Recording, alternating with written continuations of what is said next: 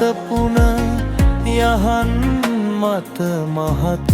විසකටු තිබෙන්නා වූ ලෙසට දැනේ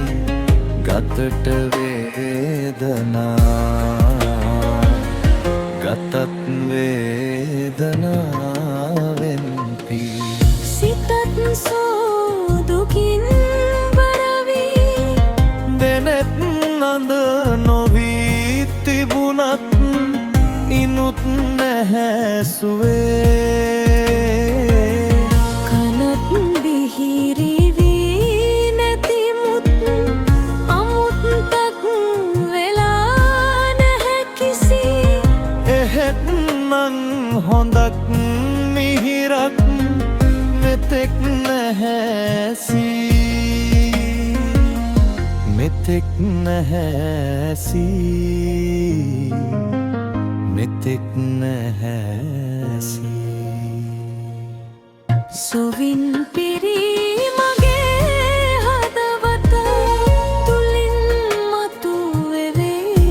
පිටවන හැඟුම් කැටි ගැසී නදේ සිතට වේදනා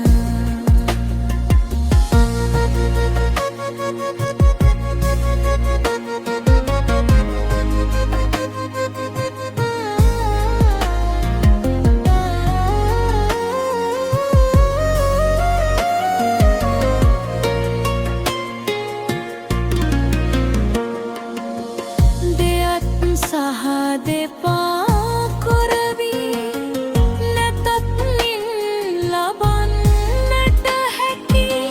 කිසිත් සම්පතක් සතුටක් මෙතෙක් නැහැ ලැබී මිහිරි යන වදන පමණක් අසා ඇති නමුත් ඒ තුල ඇහිරිලා තිබෙන අරුතක් මෙතෙක් නැහැ ඇසී මෙතෙක් නැහැ ඇසී මෙතෙක් නැහැ ඇසී සොවින් පිරී මගේ හදවත තුලින් මතුවෙවී පිටවන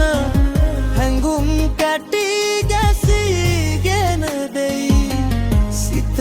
වේදනා